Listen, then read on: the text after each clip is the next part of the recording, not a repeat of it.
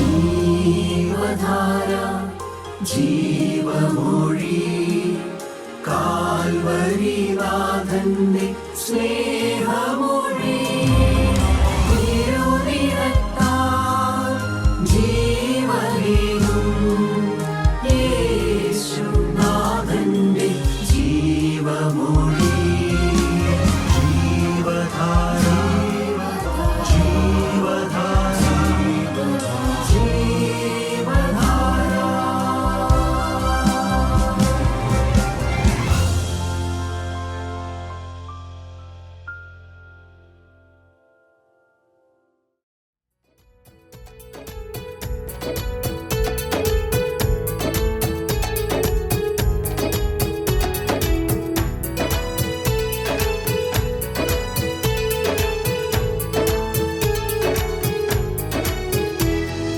ചെരിഞ്ഞിരിക്കും മതിലെന്നോ പൊളിഞ്ഞൊരു വേലിയെന്നോ നിന്നെ വിളിച്ചാൽ നിന്നരം കേട്ടിടത്ത് നിന്നെ ഉയർത്തി ഉന്നതനാം യേശു ഒരു പ്രവൃത്തി ചെയ്യും. ചെരിഞ്ഞിരിക്കും മതിലെന്നോ പൊളിഞ്ഞൊരു വേലിയെന്നോ നിന്നെ വിളിച്ചാൽ നിന്നരം കേട്ടിടത്ത് നിന്നെ ഉയർത്തി ഉന്നതനാം യേശു ഒരു പ്രവൃത്തി ചെയ്യും. പറഞ്ഞാലാരും വിശ്വസിക്കാത്ത പ്രവൃത്തിയൊന്ന് ദൈവം ചെയ്യാൻ പോകുന്നു. പറഞ്ഞാലാരും വിശ്വസിക്കാത്ത പ്രവൃത്തിയൊന്ന് ദൈവം ചെയ്യാൻ പോകുന്നു. കേട്ടാലാരും സമ്മതിക്കാത്ത പ്രവൃത്തിയൊന്ന് നാഥൻ ചെയ്യാൻ പോകുന്നു. കേട്ടാലാരും സമ്മതിക്കാത്ത പ്രവൃത്തിയൊന്ന് നാഥൻ ചെയ്യാൻ പോകുന്നു.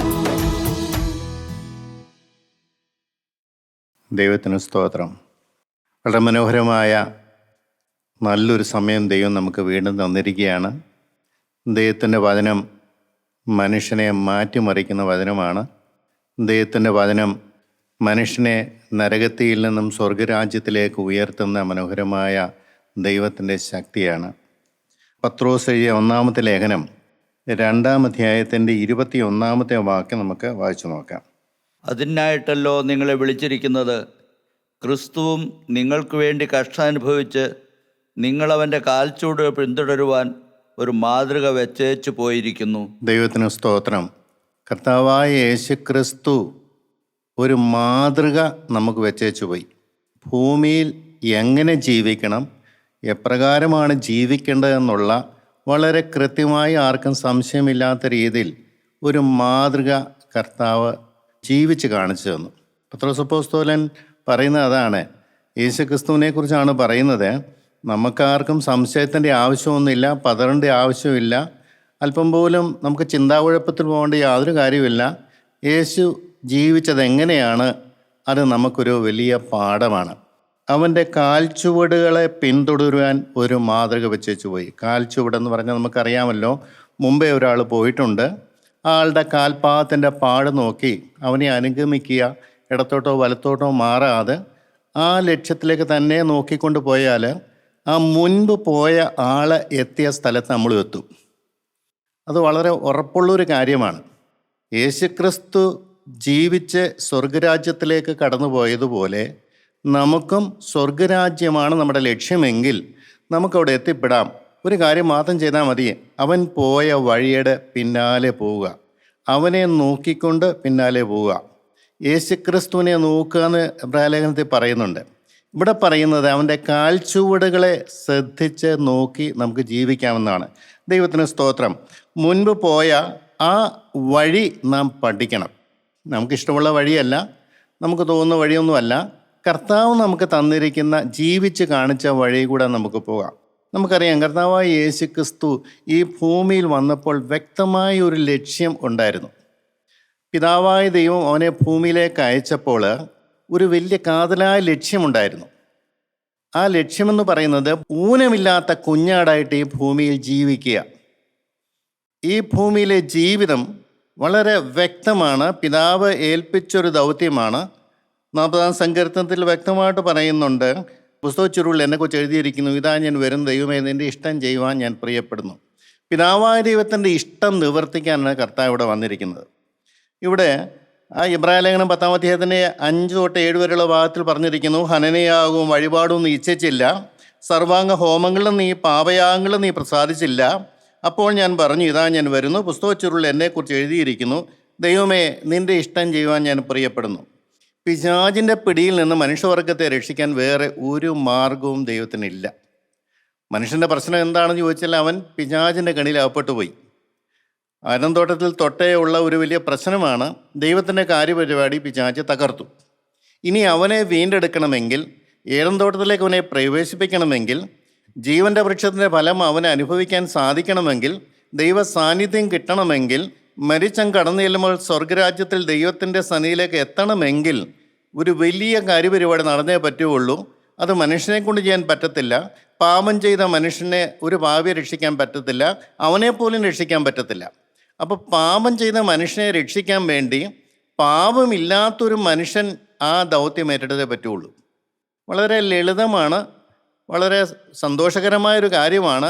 പാപിയെ രക്ഷിക്കാൻ പാപമില്ലാത്തവന് മാത്രമേ സാധിക്കുകയുള്ളൂ.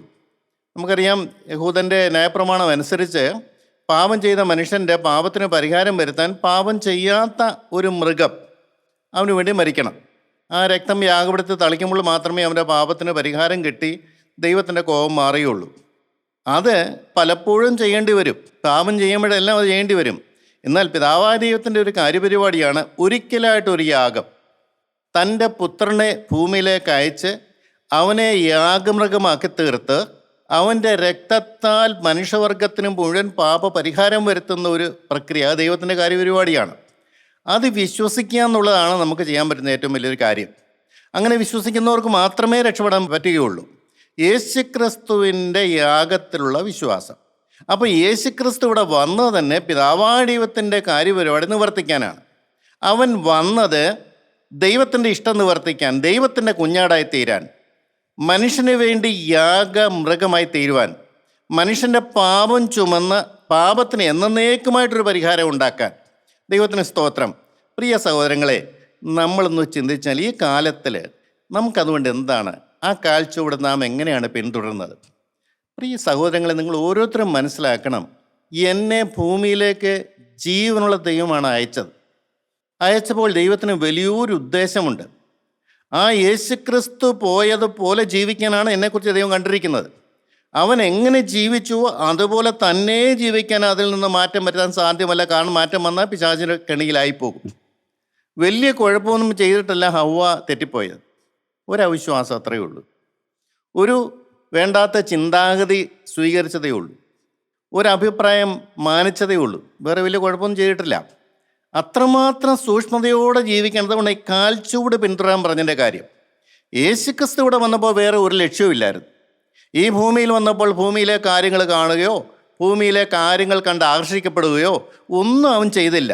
അവൻ ഒരൊറ്റ ഉദ്ദേശം ഉണ്ടായിരുന്നു, ഒരു ഊനമില്ലാത്ത യാഗമൃഗമായി തീരണം എന്ന് പറഞ്ഞാൽ ഈ ഭൂമിയിൽ നല്ല ചുറുചുറുപ്പുള്ള 33.5 കൊല്ലക്കാലം ഭൂമിയിൽ ഒരു പാപവും പറ്റാതെ ജീവിക്കാനുള്ള ദൗത്യമാണ് പിതാവ് പുത്രനെ ഏൽപ്പിച്ചത്.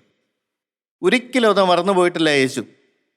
എന്തെല്ലാം കണ്ടാലും എന്തെല്ലാം കേട്ടാലും എന്തെല്ലാം ഈ ഭൂമിയിൽ വന്നാലും ശരി, ആ ലക്ഷ്യത്തിന് മാറ്റമൊന്നും ഉണ്ടായിരുന്നില്ല. അതുകൊണ്ടാണ് ആ ദൗത്യം അവന് നിവർത്തിക്കാൻ പറ്റിയത്. അപ്പോൾ ഒരു ലക്ഷ്യം നമുക്ക് വേണം ജീവിതത്തിൽ. ഭൂമിയിൽ എന്നെ പിതാവായ ദൈവം അയച്ചതാണെന്നൊരു ബോധ്യം വേണം. എന്തിനാണ്? ഭൂമിയിലെ ജീവിതകാലത്ത് മാത്രമേ എൻ്റെ ബന്ധനങ്ങൾ എനിക്ക് അഴിക്കാൻ പറ്റുള്ളൂ.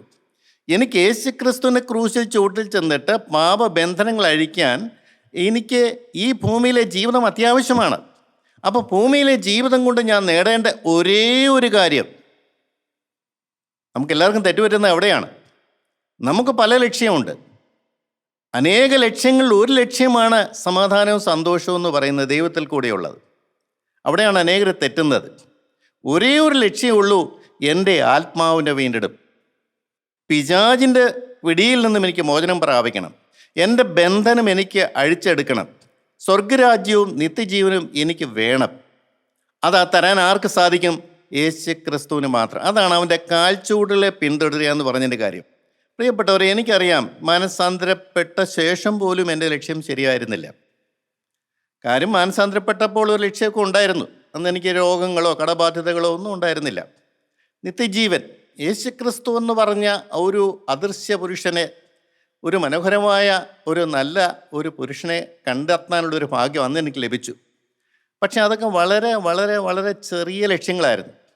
അതിൻ്റെ ആഴങ്ങളൊന്നും ഞാൻ മനസ്സിലാക്കിയിട്ടല്ല. പക്ഷെ എങ്കിലും എന്നെ ഒരു ആകർഷണം പിടിച്ചു. ക്രിസ്തു, നിത്യജീവൻ, ഈ രണ്ട് കാര്യമാണ് എന്നെ അന്ന് ഇതിലേക്ക് ചേർത്ത് കൊണ്ടുവന്നത്. ആ ലക്ഷ്യത്തിൽ നിന്ന് മാറാൻ ഞാൻ ഒരിക്കലും എന്നെ തന്നെ ഞാൻ വിട്ടുകൊടുത്തില്ല. എന്തെല്ലാം ഭൂമിയിൽ ഞാൻ കണ്ടിട്ടുണ്ട്, എന്തെല്ലാം കേട്ടിട്ടുണ്ട്, എന്തെല്ലാം ആകാമായിരുന്നു. പക്ഷെ അതിലൊന്നും ഞാൻ ഇടം കൊടുത്തിട്ടില്ല. ആ ഒരു ലക്ഷ്യത്തിൽ തന്നെ പോകാൻ ഞാൻ അടിയുറച്ച് നിന്നു എന്നുള്ള കാര്യം ഞാൻ അത്ഭുതത്തോട് ഓർക്കുന്നു. പാപത്തിൻ്റെ പല പ്രശ്നം ഉണ്ടായിട്ടുണ്ട്, നിരാശകൾ വന്നിട്ടുണ്ട്, ഭാരങ്ങൾ വന്നിട്ടുണ്ട്, ആകുലങ്ങൾ വന്നിട്ടുണ്ട്. അന്ന് പഴയ കാലത്തെ കാര്യമാണ് ഞാൻ പറയുന്നത്. പക്ഷെ എനിക്കൊരു ലക്ഷ്യമുണ്ടായിരുന്നു, അത് സ്വർഗരാജ്യത്തിലെത്തണം. ദൈവത്തിന് സ്തോത്രം.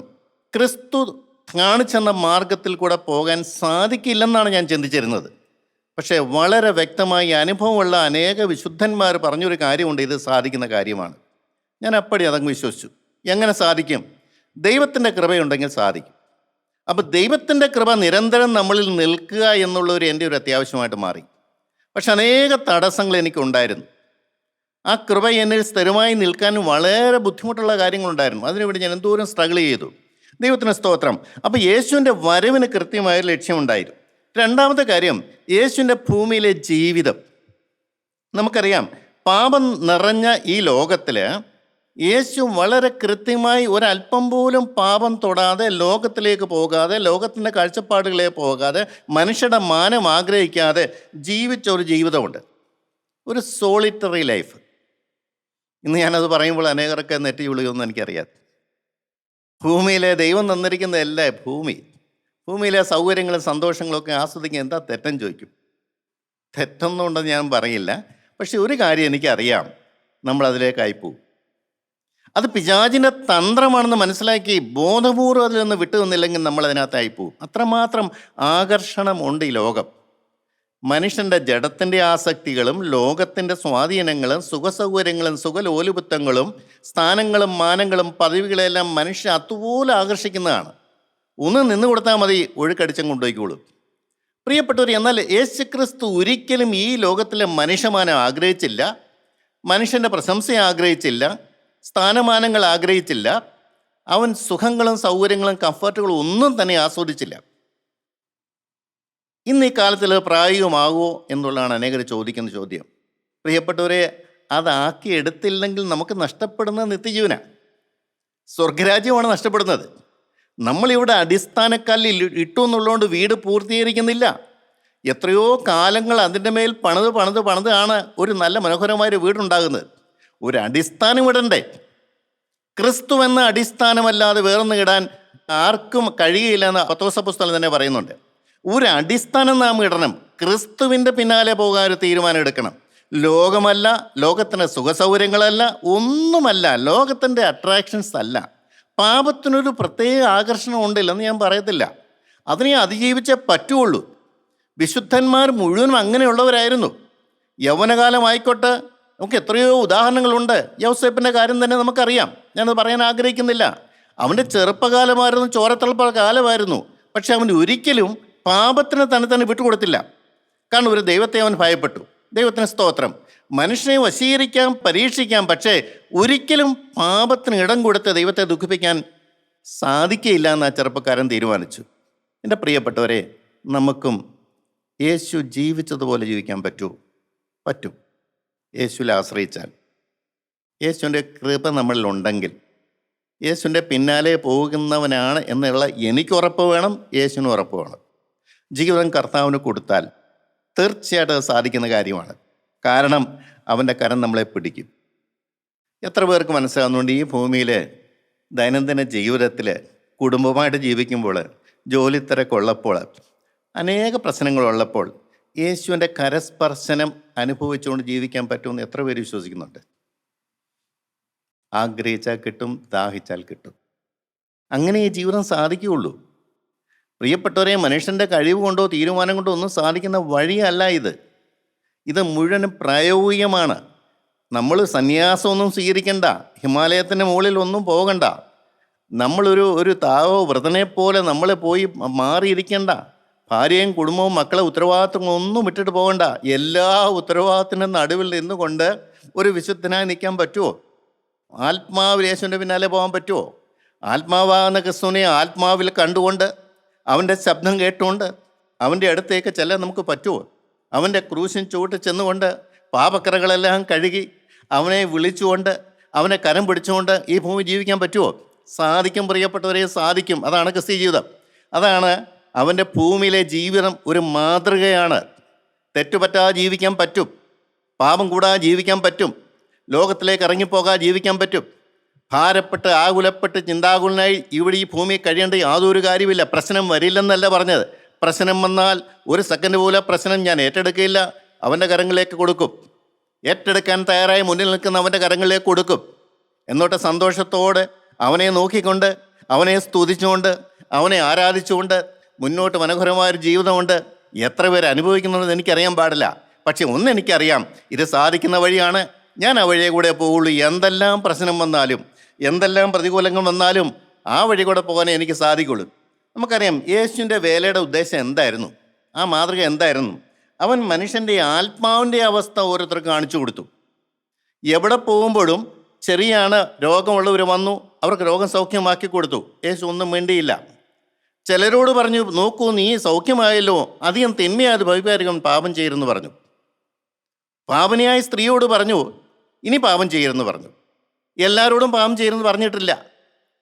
പക്ഷേ യേശുക്രിസ്തു ഉദ്ദേശിക്കുന്നത് എന്താണെന്ന് ചോദിച്ചാൽ, അവൻ്റെ മേൽ പ്രവർത്തിക്കണമെങ്കിൽ സ്ഥിരമായി അവനൊരു അത്ഭുതം കാണിച്ചു കൊടുത്തു, സൗഖ്യം കൊടുത്തു, ശരിയാണ്, അവൻ്റെ പ്രശ്നം മാറ്റിക്കൊടുത്തു. പക്ഷേ അവൻ ക്രിസ്തുവിനെ കണ്ടെത്തണം. ഈ നല്ലവനായ ക്രിസ്തു, എന്നെ സ്നേഹിക്കുന്ന ആ ക്രിസ്തുവിനെ കണ്ടെത്തി ആത്മാവിൻ്റെ കാര്യം അതിന് പ്രാധാന്യം കൊടുക്കണം. സൗഖ്യം കൊടുത്തവർക്കൊക്കെ അവരുടെ പാപം വെളിപ്പെടുത്തി കൊടുത്തില്ല. കാരണം വെളിപ്പെടുത്തി കൊടുത്തിട്ട് പ്രയോജനമില്ല. അവൻ തന്നെത്താൻ വരണം. അവൻ്റെ ആത്മാവിൻ്റെ കാര്യത്തെക്കുറിച്ച് അവന് ബോധം വേണം. അതിനെക്കുറിച്ച് ഗൗരവമായി ചിന്തിക്കണം. രോഗം സൗഖ്യമായി, ശരിയാണ്, കടബാധ്യത മാറി, ശരിയാണ്, പ്രശ്നം മാറി, ശരിയാണ്. അതുകൊണ്ട് തൽക്കാലത്തേക്കൊരു ആശ്വാസമല്ലാതെ ആത്മാവിന് ശാന്തി കിട്ടുന്നില്ല, ബന്ധനം അഴിയുന്നില്ല. അപ്പോൾ യേശുക്രിസ്തു ഇവിടെ വന്നപ്പോൾ പ്രധാനപ്പെട്ട കാര്യം മനുഷ്യൻ്റെ മറഞ്ഞു കിടക്കുന്ന പാപത്തെക്കുറിച്ച് വെളിപ്പെടുത്തി കൊടുത്തു, പാവബോധം കൊടുത്തു. ദൈവത്തിന് സ്തോത്രം. രണ്ടാമത്തെ കാര്യം, മനുഷ്യനിൽ ബന്ധനമുണ്ടെന്ന് കാണിച്ചു കൊടുത്തു. പാരമ്പര്യമായിട്ടുള്ള ശാപം അവൻ്റെ മേൽ ഉണ്ടെന്ന് കാണിച്ചു കൊടുത്തു. അവൻ്റെ ഹൃദയം പാപത്തിനു വേണ്ടി കൊതിക്കുന്നതാണെന്ന് മനസ്സിലാക്കി കൊടുത്തു. ഈ ബന്ധനം പോലും ഉണ്ടെങ്കിലും ദൈവം അവനെ സ്നേഹിക്കുന്നു മനസ്സിലാക്കി കൊടുത്തു. ബന്ധനങ്ങളായിരിക്കുമ്പോൾ തന്നെ അവൻ്റെ പ്രശ്നങ്ങൾക്ക് പരിഹാരം കൊടുക്കുന്നുണ്ട്. അവൻ്റെ പ്രാർത്ഥന ദൈവം കേൾക്കുന്നുണ്ട്, ശരിയാണ്. പക്ഷെ അതിനെല്ലാം ദൈവത്തിന് ഉദ്ദേശമുണ്ട്. പ്രാർത്ഥന കേൾക്കുന്ന ഒരു ദൈവമുണ്ട്. ദോഷികളായ നിങ്ങളുടെ മക്കൾക്ക് നല്ലദാനങ്ങളെ കൊടുപ്പാൻ ഇച്ഛിക്കുന്നുവെങ്കിൽ സ്വർഗസ്ഥനായ പിതാവ് തന്നോട് യാചിക്കുന്നവർക്ക് പരിശുദ്ധാത്മാവിനെ എത്രയധികം കൊടുക്കുമെന്ന് സുവിശേഷത്തിൽ പറയുന്നു. അപ്പോൾ ഈ ഭൂമിയിലെ എന്തെല്ലാം കാര്യങ്ങൾ മാറിക്കിട്ടിയാലും ആത്മാവിന് വേണ്ടിയുള്ള ദാഹം മനുഷ്യന് വരണം. അതിന് അവന് പാപബോധം കൊടുക്കുന്നു. പ്രിയപ്പെട്ടവരെ, ഈ വചനം കേൾക്കുന്നതുകൊണ്ട് മനുഷ്യന് കിട്ടേണ്ട ഒരേ ഒരു കാര്യം അവൻ്റെ യഥാർത്ഥമായ ആത്മാവിൻ്റെ അവസ്ഥയാണ് ദൈവം കാണിച്ചു കൊടുക്കുന്നത്. ഞാൻ വിചാരിച്ചതുപോലെ അല്ല, എനിക്ക് എന്നെക്കുറിച്ച് എപ്പോഴും നല്ല അഭിപ്രായമാണ്. എന്നാൽ ദൈവം കാണുന്നത് അങ്ങനെയല്ല. ബന്ധനത്തിലാണ്. ബന്ധനത്തിരിക്കുമ്പോഴും പ്രാർത്ഥിക്കുന്നുണ്ട്, ബന്ധനത്തിരിക്കുമ്പോഴും വേല ചെയ്യുന്നുണ്ട്, ബന്ധനത്തിരിക്കുമ്പോഴും ദൈവത്തെ ആരാധിക്കുന്നുണ്ട്, ബന്ധനത്തിരിക്കുമ്പോൾ തന്നെ ദൈവത്തിന് പ്രസാദകരം തോന്നുന്ന പല കാര്യങ്ങളും ചെയ്യുന്നുണ്ട്, മാന്യമായി ജീവിക്കുന്നുണ്ട്, പ്രകടമായ പാപം ചെയ്യാതിരിക്കുന്നുണ്ട്. അപ്പോഴും ബന്ധനമായി തന്നെ കിടക്കുകയാണ്. അകത്ത് പിശാച് നിൽക്കുകയാണ്. അവൻ തന്ത്രശാലിയാണ്.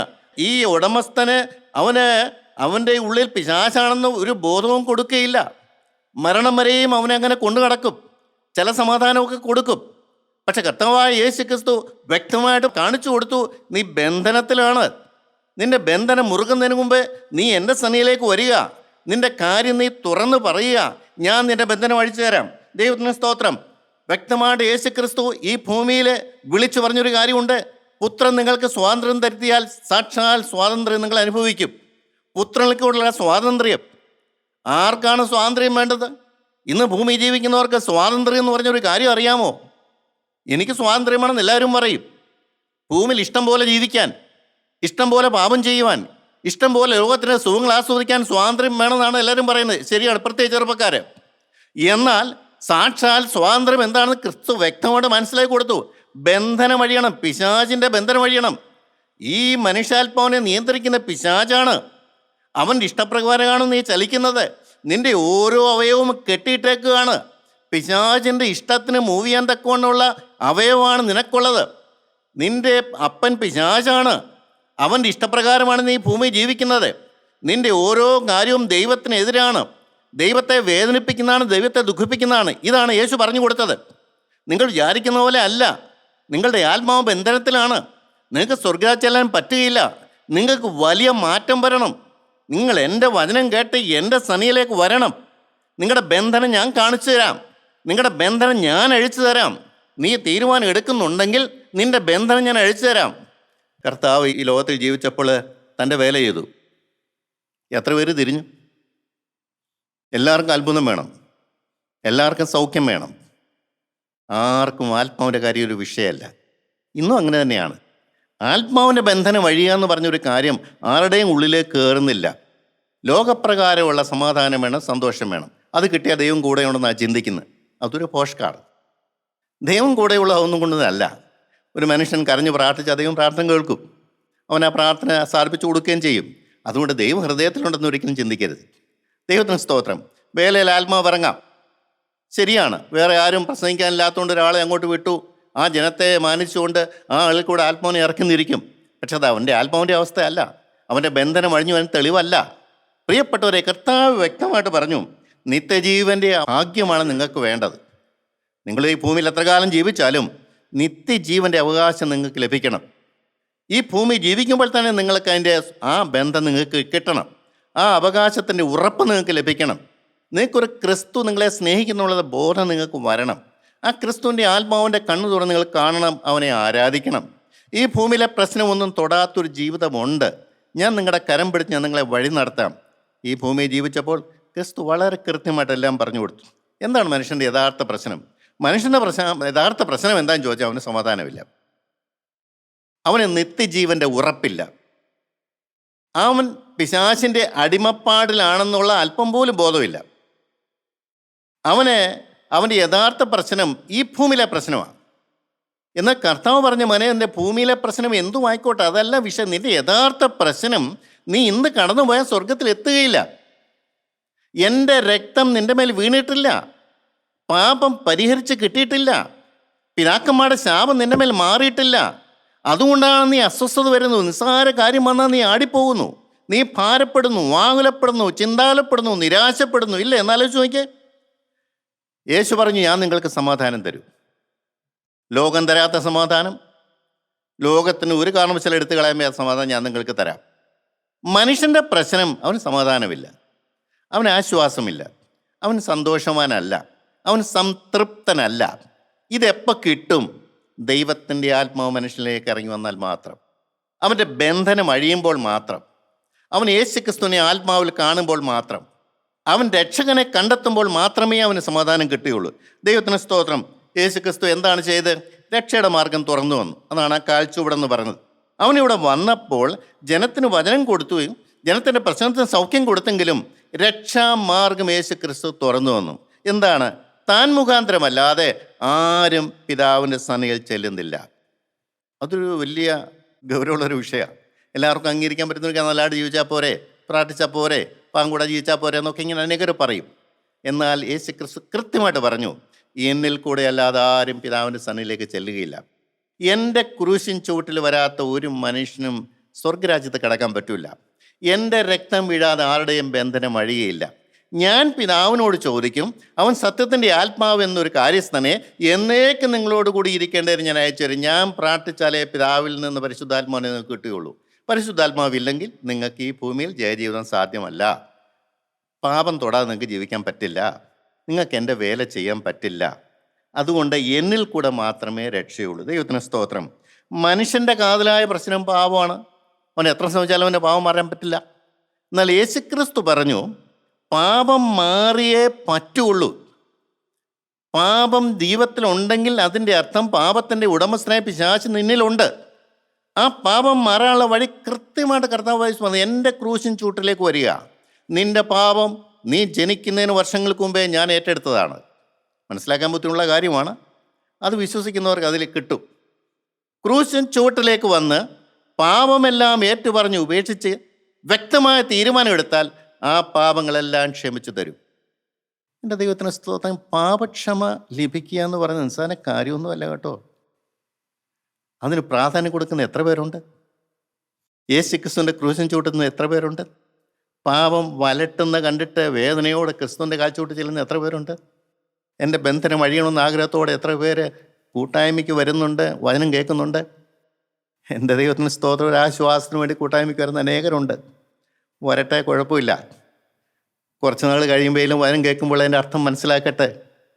എൻ്റെ ദൈവത്തിന് സ്തോത്രം. പ്രിയപ്പെട്ടവരെ, ബന്ധനം അഴിയണമെന്ന് എത്ര പേർക്ക് താല്പര്യമുണ്ട്? യേശുക്രിസ്തുവിൻ്റെ ക്രൂശിൻ ചുവട്ടിൽ ചെന്നാൽ മാത്രമേ സാധിക്കുകയുള്ളൂ. കാരണം യേശുക്രിസ്തുവാണ് ഈ മനുഷ്യൻ ചെയ്തു കൂട്ടിയ സകല പാപത്തിനും പരിഹാരം വരുത്തിയത്.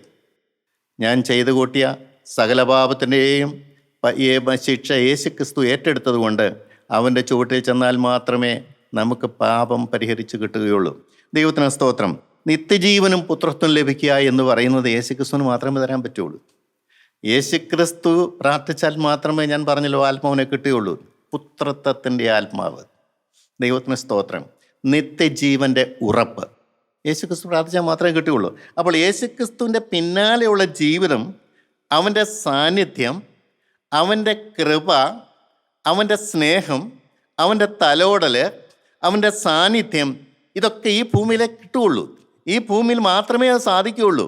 അതാണ് മനുഷ്യൻ്റെ കാൽച്ചുവടെന്ന് പറഞ്ഞൊരു കാര്യം. യേശുക്രിസ്തു പറഞ്ഞ കാര്യം ഞാനത് ഉൾക്കണ്ട് കേട്ടനുസരിച്ച് അവൻ്റെ പിന്നാലെ പോകണം. എൻ്റെ ലക്ഷ്യം നിത്യജീവൻ്റെ ഉറപ്പായിരിക്കണം.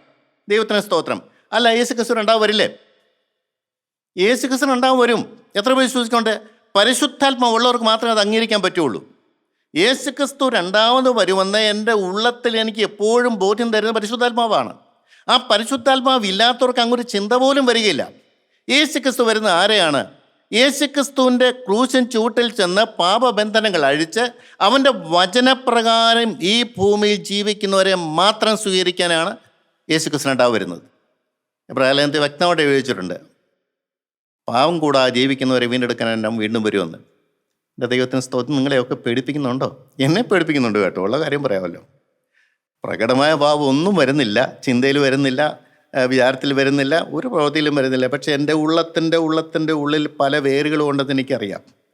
എൻ്റെ ദൈവമേ, അതൊക്കെ ക്ഷമിച്ചു തന്നില്ലെങ്കിൽ ഞാൻ എങ്ങനെ നിൻ്റെ സനയിൽ നിൽക്കും? ഞാൻ എങ്ങനെ ഇവിടുന്ന് പറക്കും? ദൈവത്തിന് സ്തോത്രം. യേശു തറപ്പിച്ച് പറഞ്ഞു, മാനസാന്തരപ്പെടാതെ ഒരു മനുഷ്യനും നിത്യജീവന് കിട്ടുകയില്ല. ദൈവത്തിന് സ്തോത്രം. പാപം കഴുകാത്ത ഒരു മനുഷ്യനും നിത്യജീവന് കിട്ടുകയില്ല. പുതിയ സൃഷ്ടിയാകാതെ, വീണ്ടും ജനിക്കാതെ, ശിശുഹൃദയം ലഭിക്കാതെ ഒരു മനുഷ്യനും സ്വർഗരാജ്യത്ത് കടക്കാൻ സാധിക്കുകയില്ല. പ്രിയപ്പെട്ടവരെ, ഒരു സാക്ഷ്യ ജീവിതമില്ലാതെ ദൈവത്തിനെ എങ്ങനെ എന്നെ കൊണ്ട് വിലയിക്കാൻ പറ്റും? ദൈവത്തിന് സ്തോത്രം. ഒരു വിശുദ്ധന് സ്വർഗം ഡിക്ലെയർ ചെയ്യണം. ഞാനും എന്നെക്കുറിച്ച് തന്നെ ഡിക്ലെയർ ചെയ്യണം. ഞാൻ വിശുദ്ധനാണ്, ദൈവത്തിന് വേണ്ടി വേർതിരിക്കപ്പെട്ടവനാണ്, ദൈവത്തിൻ്റെ ആത്മാവുള്ള മനുഷ്യനാണ്, ഞാൻ രൂപാന്തരപ്പെട്ട മനുഷ്യനാണ്, ഞാൻ മാനസാന്തരപ്പെട്ടവനാണ്, ദൈവാത്മാവുള്ളൊരു മനുഷ്യനാണ്. എൻ്റെ ദൈവത്തിന് സ്തോത്രം. സാക്ഷ്യത്തോട് ഈ ഭൂമിയിൽ കർത്താവ് ജീവിച്ച പോലെ ജീവിക്കാനുള്ള എല്ലാ പദവിയും ആത്മാവിനും ദൈവം തന്നിട്ടുണ്ട്. ദൈവത്തിന് സ്തോത്രം. എത്ര പേരത് സ്വീകരിക്കും? അവൻ്റെ കാഴ്ചയോടിന് പിന്നാലെ പോകും. ദൈവനാമം മാത്രം മഹത്വപ്പെടുവാൻ ഇറട്ടെ. ദൈവത്തിന് സ്തോത്രം.